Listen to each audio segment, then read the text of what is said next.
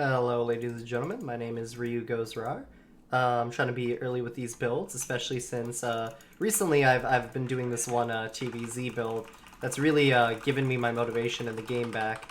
I've also been playing a ton of Warcraft 3, which is also just giving me a huge resurgence to how I view and like RTS games. But anyways, this is a TvZ build. It's a very greedy one, but also really fucking fun and strong build.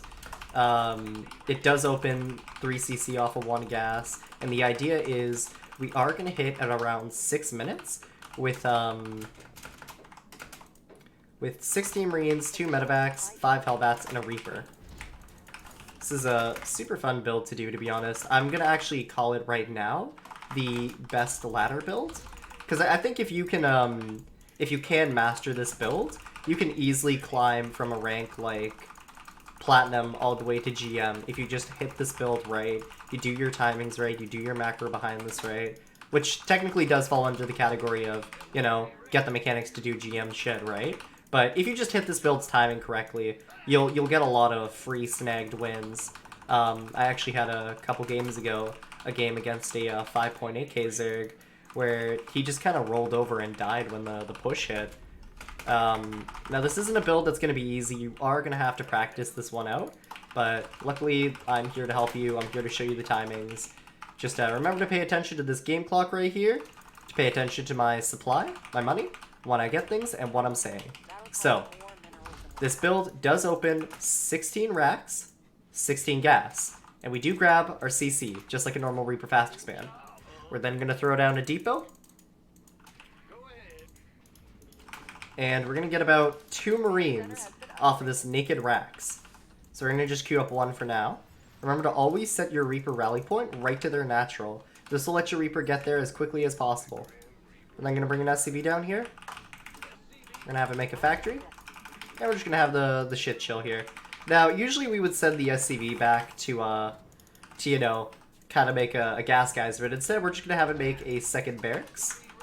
Again, this build is like the 2-on-1, but just infinitely better because you're not cutting resources, and it's not, you know, just held by queens. This build does have a ton more behind it. Now, normally if you saw something like this, you could say, oh, hey, I'm safe, because, you know, you have the 2 Marines. But, yeah, this is just kind of the AI being a derp. Usually the tell is if your Reaper gets there and creep isn't fully spread out, the AI is likely doing some horseplay. So once you have these 2 Marines here, you can have them chill for a little bit. Afterwards, I like to send them here just to rally. Next, you're going to make your orbital. You're going to get a 3rd CC. And then we're going to make a naked Hellion as soon as we can. After this barracks is complete, we're going to have this 17 SCV just stay here. It's going to oversaturate for a bit. It's fine. We're going to make another reactor here. Now, once these 2 are both done, they should be able to swap. We're going to just focus on our money here. Now, you still want to be putting on some pressure with the Reaper, but we're just focusing on the build for now. So we're going to lift this up. And we're going to get our Reapers and Hellions to link up. Tech lab on this barracks, by the way.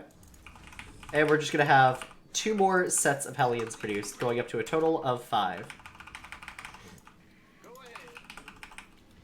And yeah, we're just going to chill here. We're making SCVs, we're making Hellions. We are going to float for a little bit here, don't worry. You can grab Stimpack, you can grab these next 2 Hellions. Because you're going to see, we're going to get supply capped if we make too much stuff here, especially these Marines. So, we're going to, again, we're clearing creep. We don't want to lose any of these Hellions here if we can. And right about here, you want to actually take your double gas at 410. You're going to make your orbital. You're going to pull this SCV down finally. Depot. Lift up. Starport. Start your Marines. We have about 5 Hellions now and 1 Reaper. This force cannot die. You don't want to lose any of the Hellions. You can lose the Reaper if you must, but you don't want to lose the Hellions. Now, we're just going to set these guys to go mine. We're going to drop our Mule, and then immediately lift to our 3rd base. I'm still a little bit sick. I apologize. It's a single fucking ling there. We can just go quickly shoot it. Remember to keep making these depots constantly. You actually can just make a full depot wall here. Okay, once this is done, double medevac. Our base is under attack. and an armory. We're gonna start up our next gas right here. Keep making those depots. Keep making those marines. We're gonna actually rally everything right here. We want to keep mule dropping towards the third. This is gonna be full soon. So we're gonna start rallying everything to the third. We can now drop our double eBay at about 5:30. All of our marines are out. So we grab these units here, these marines. We're not gonna have exactly 16. We're gonna have like 2 short, but it's fine. We're actually gonna lift this up here. 1 barracks, 2 barracks, 3 reactor, and reactor. And if you look, right at 6 minutes is when we should be hitting. We're gonna unload these marines. Morph to Hellbats. Hit your +1/+1. And you're just gonna go up the ramp and kind of do as much damage as you can. It's a really strong force. Usually the Zerg won't have much, and even if they do, it often requires a really early investment to kind of hold this type of stuff. So we're just gonna chill here. We can throw it on to Tech Lab now. These units want to go back down here. The AI is being a dick as usual. I'm gonna throw these on. We now have 5 racks producing. We don't need to worry about making an armory later on because of the, armory for the Hellbats. So that's another nice thing about kind of Hellbat timings. And yeah, we're just gonna start producing tanks here. At about 650, you can throw down your second factory just like you would a normal build. 6 or 7. And you can go for a +1 vehicle attack if you want to do a tank timing. You can actually hit with +2 tank attack for your big timing. So it would be +2, +2, +2. But outside of that, you can just do armor if you want to go for the long game. Or if you want to go mines. So now we're going to do up our ARACs. We're going to start up our medevacs. It was a pretty big pause in medevacs, so even if this force does get killed, try to keep the medevacs alive, because you're not going to have too many to work with. Anyways, we're just spending our money here now. Making siege tanks as we can. We got a pretty quick fort CC here because we did damage. Just going to go over again what you would want to do behind this. Grab concussive around here, keep making those medevacs. Get ready to drop your +2/+2. Honestly, if this attack went really well, I see no reason not to throw down your CC on site. Again, we're also going up to 74 SCVs. 74 or 76 is usually the magic number for Terran players. We're gonna get our 2 gases right away. We have our +2/+2 on the way. More medevacs. Oh, we actually forgot to populate this gas. That's a little bit of a mistake, but that's fine. So we're gonna go up to the 76 this game. Remember when you do this build, because again, even at like GM-ish level, 5400, I still make these mistakes. So, hey, it's cool. Just, keep it in mind.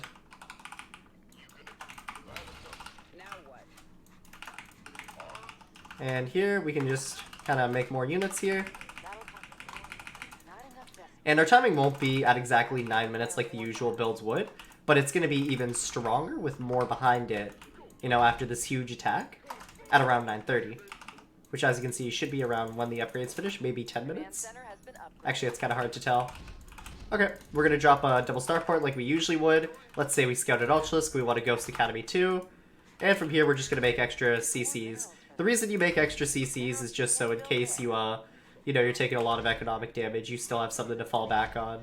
Plus, you want those scan orbitals. So, CC. Around here is also when I like to throw down some, extra missile turrets. Okay, so we have our army here. Actually make one more depot.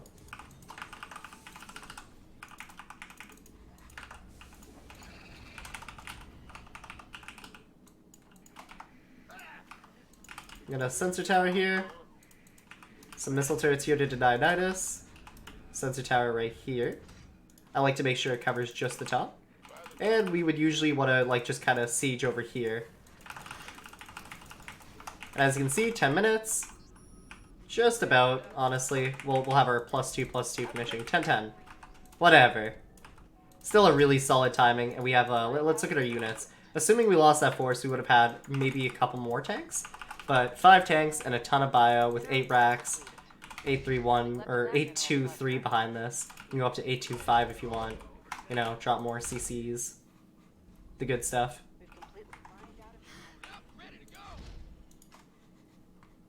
Actually, putting a CC here would be a really bad idea. Actually, no, what the tank can route its way. Grab our other stuff.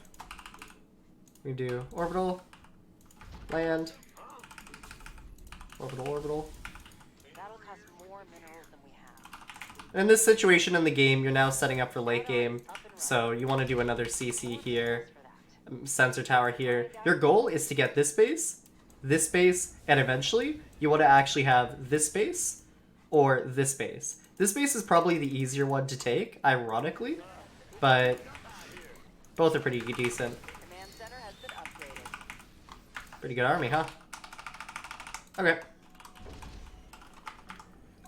Also, the other thing you would want to prioritize now is, you know, more CCs, maybe more missile turrets here. Want to spread out your units here, so we could also come down here, CC. Now, all these CCs don't actually have to be, you know, just orbitals. You can actually make some of them PFs if you want, because PFs do offer some safety. You can lift this up here. You want to also be mining gas for the late game, and with all these orbitals, actually, you can you can mine from a ton of gas areas and still have a really high mineral income. And in the late game, I also like to just go ahead and grab Drilling Claw and Transformation Servos. Really good upgrades. Orbital. You can again throw down some CCs here. This will protect you against Nidus if they ever wanted to place some here. You know, maybe another Ghost Academy right here. A good way to prevent against Nidus, ironically, is to put down buildings so they can't place it anywhere. Because let's say they had to place it here, you could leave a tank sieged, like right here or something. And now take some SCVs here. Getting more than half the map owned on maps like Thunderbird are really important if you're trying to play the long game out. And you're going to need more Ghost Academies, obviously. So we have this extra reserve space here in the natural for that. This situation, I like to actually throw down a second armory. I like to hockey both of them. Because you may go Thor at some point, you never know, don't discount it. And just hotkey these Ghost Academies. You always want to start out with Cloak first, then the energy upgrade. Orbitals. This one can be a PF here, and then you can make a CC here, try and hold it. You can use libs to cover this area, you can use libs to cover this area. If these rocks aren't broken, there's no reason to break them. Another nice little tricky spot that I like to have is right over by here, just behind this line of sight blocker. I like to actually put a little outpost here. And as you can see, this will cover like this middle area, and it actually prevents them from going through run by here, prevents them from going through to here, and actually maybe put a second PF here if you wanted, kind of like looking like that actually. And then you're just safe overall. They wouldn't want to go through here because, you know, your army is going to be rallied here. This missile turret kind of line here is also really nice, because this just, if they ever commit to you with Corruptors and Broodlords, you could easily hide and split behind this. Maybe put another CC right here, so you create 1x1s, you know? Creating these 1x1 holes make it so Ultralisks can't get through, and your Ghosts can narrowly escape ailing. So PF, Orbital. If you can, honestly, don't feel afraid to try and take the Zerg's base if you can hold it. What the hell do you think you're doing? This is going to be a long video. I want to go over a lot of stuff, though. So, brace yourself. I'm going to try and cover a lot of late game concepts. Again, we're taking this base here. We have this base. This base would be also pretty hard to hold, so you would want maybe a static defense line, something like PF, turret, like that. And then maybe you could like slip some orbital commands here. Again, in the late game, you want to be using a lot of mules to kind of like make up for your low SCV mineral count. So if you can make orbitals anywhere, just remember they're long-term investment. And even after all the the minerals are mined down on the map, you know, like it's still going to be providing you value through through just having scans, you know. Plus, another really funny concept that a lot of people don't really do or, you know, kind of abuses often is, let's say, I had a game like this recently. Let's say you have a game where your opponent has like one mineral patch right here, and you have no more mineral patches, and you don't want them to be mining anything. Easy solution. You mine that motherfucker right out. Literally stealing your opponent's minerals, even if it doesn't come back, you know? Each of these mules is taking 40 off the patch. You can see here, the base is literally starting to evaporate after we did that. So, good stuff, funny stuff all around. Again, here, you would also want to, missile turret line. Now, let's say you didn't want to protect a base, but you wanted to be aggressive, you know? Say somewhere like here. That's fine. You can sometimes do a little gesture like this, you know?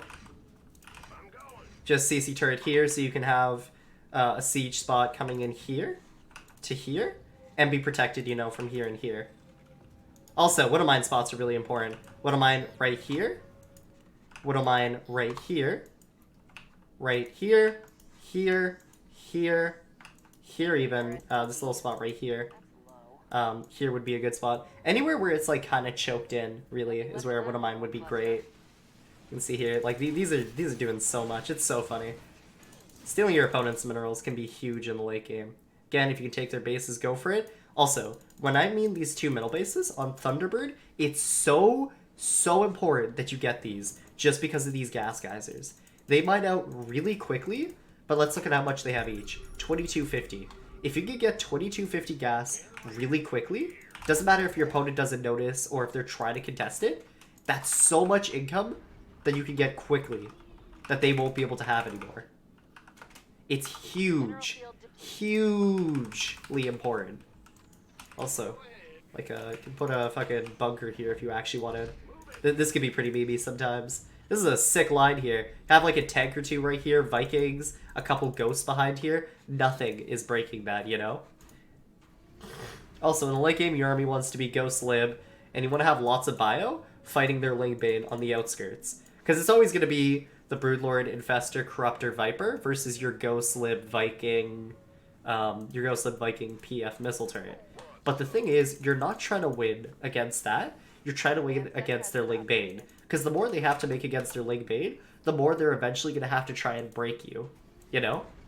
So when they try to break you, you obviously have the defender's advantage. And likewise with the Zerg. If they're winning all the Ling Bane wars, you're eventually going to have to try and break them somewhere, you know, to mine for more bases.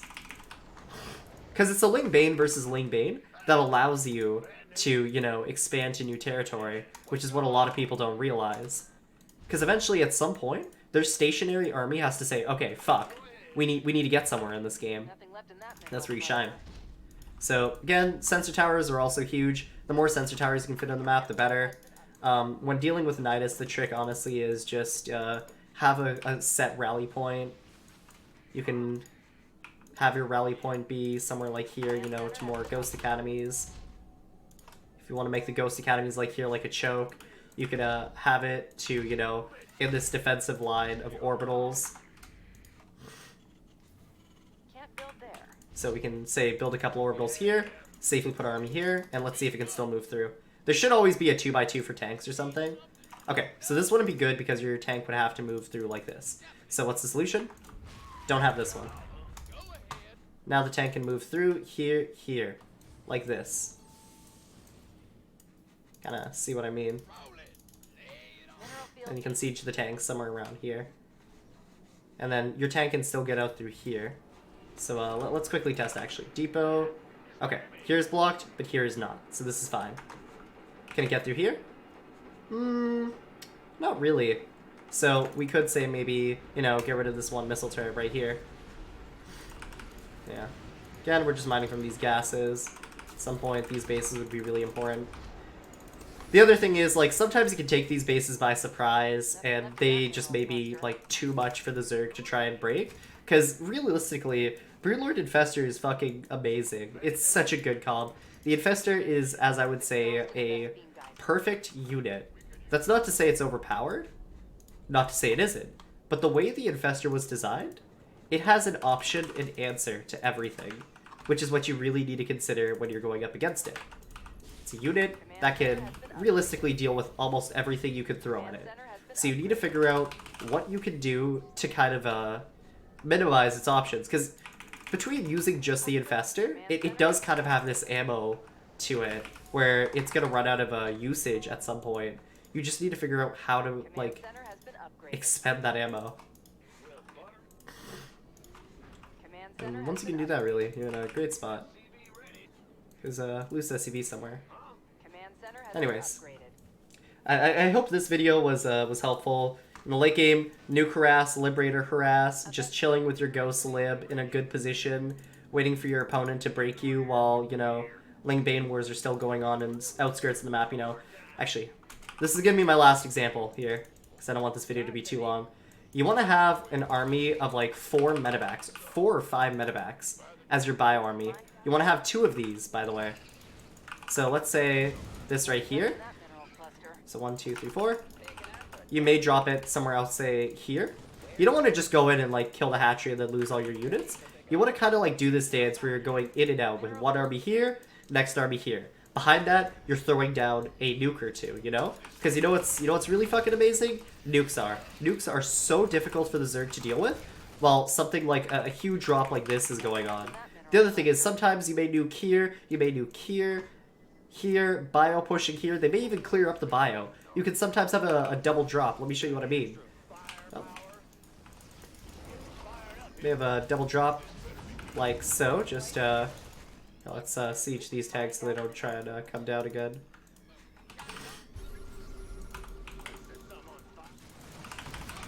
Heat Ultralists, by the way, just kite them. Make a concave like that. Okay, so let's say you would have a drop here. You would just kind of slip it in here, you know? Or even you can come in from here too. If you killed this hatchery, you think they're moving their army here. You can literally run in here while a nuke is going off somewhere else. And sometimes, you may notice this, they'll send their Broodlord Infestor back, or they may just have their Broodlords isolated. Let's say I had my Ghost Army here, these rocks were taken down, and I see all the Broodlords here, right here, are trying to move here. Your Ghosts walk up, cloaked, snipe the Broodlords, you're still killing here, you have this double drop going on here, you killed a hatchery, a nuke just went off here, all these different things you can do to kind of like expend the Zerg's attention. But remember, we have sensor towers. So because of these sensor towers, they work exactly like creep. We can see threats coming a mile away if we just watch. Behind that, we're taking bases, you know. Let's say we killed his hive here now, he sends his army back here. We can literally leave. That's the fun thing about this. You can leave. If he sends his Vipers back, he no longer has an answer that's great against the Vikings, you know? Your Vikings can now start creeping forward and sniping the Broodlords really quickly. You can, you know, bait his Corruptors forward, like the Corruptors come to fight the Vikings, Vikings back up, you EMP the Infestors, snipe the Corruptors, now it's just Viking versus Broodlord. And Vikings are pretty ass units, but they're not so ass that they would lose to a Broodlord. Which, honestly, sometimes they do, if they land. But that's not the point. Anyways, let's just end the game here. That's the build. That's how I want you guys to play late game. I know a lot of people have been saying in some of my videos they really love how in-depth I used to go. And I noticed recently, because I did that in older videos, I stopped really talking about the late game play, the in-depth stuff to my videos. So I wanted to quickly touch back on that, you know, give you guys some of my insight. You can see now that after mining, like a couple minutes later, you can probably go and benchmark this. These 2 gas geysers are out. I think it's been maybe 4 minutes or something. But yeah, if you have any questions, please leave it in the comments. And I do know you guys did want to see more live games from me. And I actually did record 2 just beforehand, but they were both against Cheese when I tried to do the builds. And in one of the games, I actually just straight up got BM'd the entire time. I did win both games, which is pretty funny, especially for the guy that BM'd me, but I don't know if that content is stuff you guys would like to see, because the games kind of start to turn scrappy, and I don't know if it's like viewable to a point where you would learn anything from it. But if you guys do want to see those videos, I do have them recorded. I wouldn't mind sharing them. And this has been quite a long video, but thank you for watching. Take care.